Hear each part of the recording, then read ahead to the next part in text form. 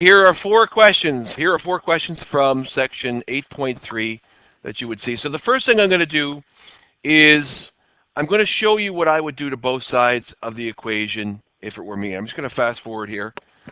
I'm going to show you what I would do in the first question, in the second question, in the third question. Hang on. Hang on, what did I do there? And the fourth question. So those are all the things I would do to both sides. If you look in red, that's what I would do. And the reason why I'm multiplying by 8 is because I was told. So if you examine why I did everything in red, you'll see that the reason why I multiplied both sides by 8 is because I want to get rid of these two denominators here. Okay? So by multiplying by 8, you have to cross reduce and you have to put a 4 there. And you got to cross reduce and put a 1, but it doesn't matter. And the reason why you have to put a 4 there is because now I'm going to multiply the 4 by the x plus 3. Okay, by cross reducing, if you multiply by 8 and divide by 2, you're really multiplying by 4. And over here, you're going to get negative 1. And that now became a grade 8 question. Actually, probably closer to a grade 7 question. When you divide by a half here, a negative half, you're going to get x plus 2 over here. And you're going to get 3 over 2 multiplied by, remember, dividing by a negative half is the same thing as multiplying by the reciprocal, negative 2 over 1. Those will cross reduce, you'll get a negative 1.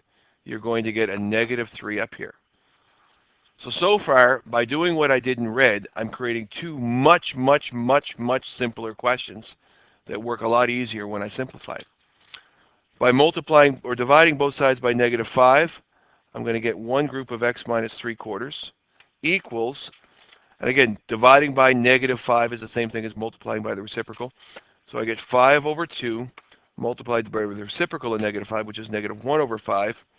Cross reduce that, it's beautiful. I get negative 1/2. That's supposed to be a 4, I think. So again, that question is going to be much easier, right? It went from being incredibly complicated looking to being not hard at all. And again, in the last one, I chose to multiply both sides by 15 because I want to get rid of those two. By multiplying both sides by 15, I get 5 over 1. Multiply the numerators of 5 and 8, I get 40 on this side. By multiplying this side by 15, I really get 3. Now watch this. 15 over 5 is really 3 over 1. So I'm multiplying this side by 3. And since it already has distributive property, I'm simply going to take that 3 and multiply that part by 3. So it's going to become 6 bracket x plus 1. Instead of having two groups of x plus 1, because I'm multiplying it by 3, I'm going to have 6 groups of x plus 1.